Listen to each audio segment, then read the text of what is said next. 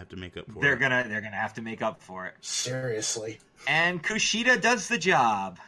We expected that. We knew that was he coming. actually didn't lose to the High Fly Flow. He lost to a Texas Cloverleaf. Mm-hmm. Indeed. And that, ladies and gentlemen, is your hour of wrestling. Before we get to our segments, though, we do have the answer to the trivia question.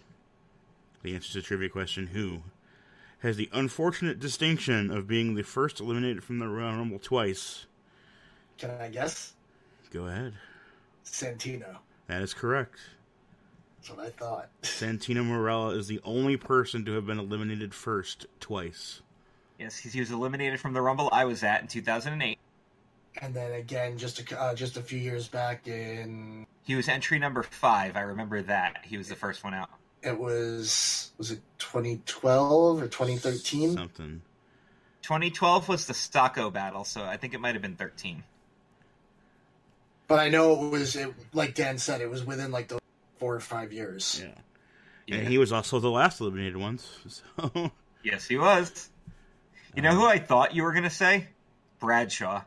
Yeah. Because I thought he got eliminated first in like an early Rumble when he was like Justin Hawk Bradshaw, and then I remember he was the first eliminated in the Benoit Rumble. Yeah, that was right before he was JBL. Was one. I read the question wrong initially. I thought it was who was the person who was released who was eliminated the most from Rumbles. And I had an answer for that, too, just by process of who's been in the Rumble the most. Which would be Kane. Kane? Yeah. I imagine. Because he's never won one, so he's lost everyone he's been in. And he's been in 19.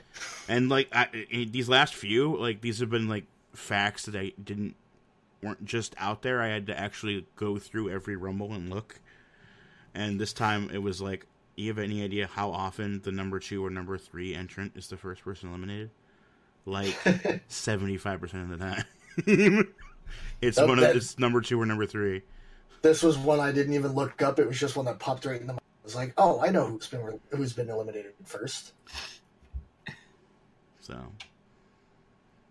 because they make a comedy spot out of it almost every time. At least in his case. Well, he's also been like the try for the Warlord record guy before. Yes.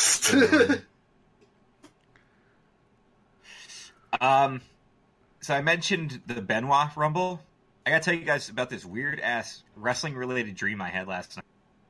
So, Vince was booking a segment where he was going to choose who was going to get the next world title match, and he set up a long table in the ring, and he had 10 officials sitting at it, and I was one of the officials. I don't know why. I was one of the officials. Among the officials to decide the next contender for the world title included such luminaries as Road Dogg, and Gail Kim was also at the table. So this would be a person who's actually at the table at WWE and somebody who's actually at the table at Impact. Also, Corey Graves was really upset because O'Mealy and Saxton got to voice their opinions and he didn't. Now, here's what was funny. We each had a colored piece of paper we could hold up, red or blue. And if you held up blue, it meant you were voting for Benoit, which I held up and got a pop. But if you held up red, you were voting for Jonathan Coachman, which got heat from the crowd. And then for some reason at the end, it turned into Triple H and Stephanie, and it was 4-4, and he's like, well, why don't you guys just do it at the same time? And of course, one held up red and one held up blue, and the whole thing became a big confusing thing. And he was in the process of clearing out the ring to have a match to determine whether Chris Benoit or Jonathan Coachman would be the next contender for the world title when I woke up. Damn. So, basically, the moral of the story is when you're not feeling so hot because of your allergies and you take a lot of allergy medication and go to sleep really early, you have really messed up wrestling dreams. When it's like 3 degrees outside and the wind chills and the negatives and all you want to do is sleep. Yeah. Lots of weird stuff can happen. I just thought it was really funny because Saxton never ended up at the round table at the end. He just wasn't there. In fact, the first person who voted was, in fact, Coach, who voted himself. So he was also at the table and got to vote for himself. Hey, isn't that the way it works? What kind of bullshit is that?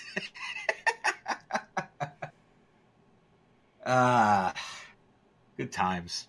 Good times, yeah. Medicine, feeling iffy, and extreme cold outside do not equal competent dreams. Also, it was a really long wrestling week for me, so wrestling's just been on the brain. But yes. We do have some patrons I want to give shout-outs to, including Jay Winger, Jeff Trelowitz, Glenn Kukan, Andrew Whitaker, and our newest patron, Adrian Cotton. And that brings us to... Before we get to Jay Winger's segment, we wanted to do Adrian Cotton's segment, because he is in the tier to get his own segment. And indeed he will. This segment is called The Organized World of the AWO. And for those of you who do not know, this is Adrian Cotton's brand new book, now available in ebook format and paperback on Amazon. This is the greatest wrestling company no one has ever heard of. So what Adrian's going to do is each week on our show, we're going to promote his book.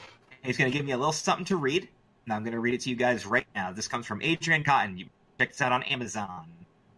The AWO is filled with colorful characters, but no one has the unorthodox style of the current AWO World Champion, the rock star Joey Adams. Along with his girl Lola and his guitar, fans, aka his road crew, get excited when the rock star is in town. All of his opponents should beware because once you get hit with the last serenade, you won't be getting up. To experience the AWO for yourself, pick up a copy of AWO Big Time Players, Episode 1 at Amazon.com, available in ebook and paperback. So, thank you, Adrian. And let's sell freaking...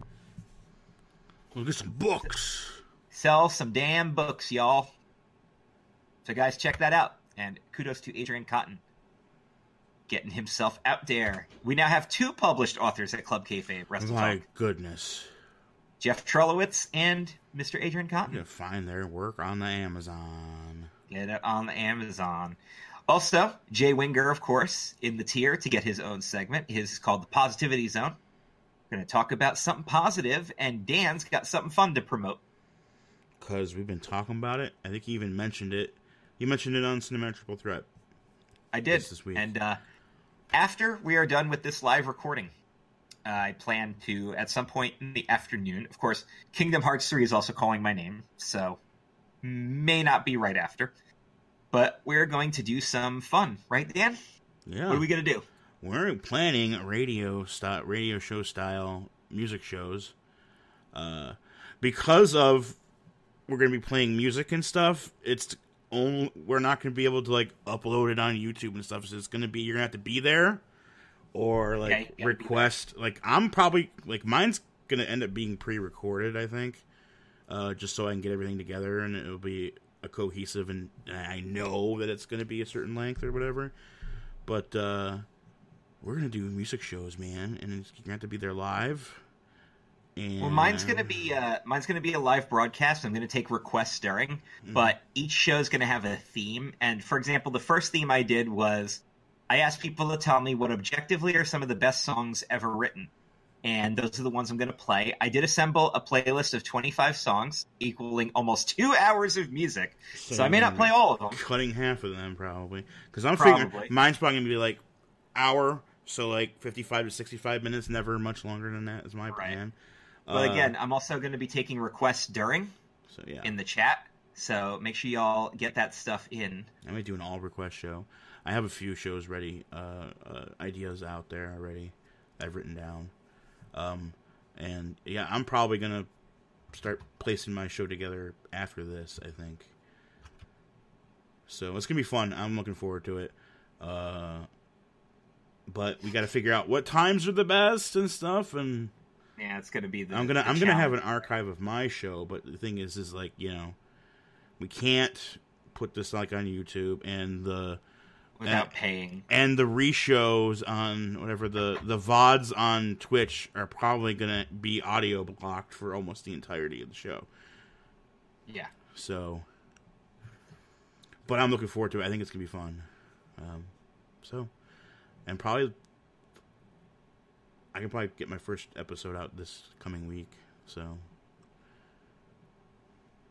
I think it's going to be good. It'll be fun. Hey, guess what else is fun? Vince using Google. Oh, breaking news. Oh. Apparently, Phoenix and Pentagon have agreed to join AEW. Oh, yes. Jericho is already calling them out. Yep. Good stuff. Okay, so Vince Googled a few things during the Royal Rumble. First thing he Googled was, do entrance graphics keep goddamn disappearing, or am I... Oh, I freaking hate those. Yeah. He Googled a picture of Shane, Miz, and Mr. Mizanin celebrating. And Googled two men with dads that don't love them. He's finally emotionally available. He Googled, did Rhonda just start a family? He Googled, who the fuck does Fit Finley think he is? He Googled, how the fuck long is this show? He Googled, does 48,193 sound like a good bullshit attendance number? He Googled, Bible, does David job to Goliath? He Googled, Jarrett Angle Joe, did I buy TNA? And then, my favorite, he Googled, who hasn't asked for their goddamn release? John Cena. That was my first thought as well, was John Cena. Yeah. It could have been a number of people, but that would be one. Hey, real quick, before we get to our game, Dan, do you mind going through a little bit of some streaming hype to get people geared up for our upcoming streams? Oh, man. Okay, upcoming streams. We still have 6 shows of the freaking tag league going on here for CKCW. So we got a whole bunch of that. I'm playing God of War, and I haven't played it in like a week and a half, and I got to get back into that so we could have like a day where I'm going to play God of War like all freaking day. Ooh. Play God of War all day. I got a bunch of games. There was a big sale this last week, so I got freaking one of the Jackbox party packs. So if you guys want to be party people up in here, we could be playing some Jackbox games together as a group. Everybody competing on those. There was a big Humble bundle for $15. I got 9 games. Like hot diggity damn, son. Damn. Those will all come up. So like, I don't need to buy another game in like until the summer. I don't think, because Humble Bundle's starting to get some PS4 games out there now. So, so we got more. And then whatever Chris is going to do, we got the radio shows coming in. And it's February. And I picked up Resident Evil 4. Or 2, rather. 2. Yeah. Because the remake, from what I've seen, looks phenomenal. Oh no, I like got the demo for that just to find out one thing, and I figured it out, and I deleted it right away. and that was, do I aim with the right stick? The answer is yes. So you went, nope. No, I went, yes, thank you. I will buy this game eventually. Oh, okay. Because there's a lot of people that are like, nope, I won't touch that. I want my tanks. No, I didn't. It's like 4 is so good, and I got to like, I got into the castle a bit, and I was like, I just can't do this. Yeah, I'm just one of those ones, like, I love the Resident Evil games in and of themselves. I like the survival horror aspect. I don't dig when it just becomes a shoot-'em-up game like 6. Like, yeah, I don't want to play a game that's just shoot 'em up, shoot 'em up, shoot 'em up. I want ammo to matter. I played almost all of 5. 5 was that other one that was just so very close to hitting that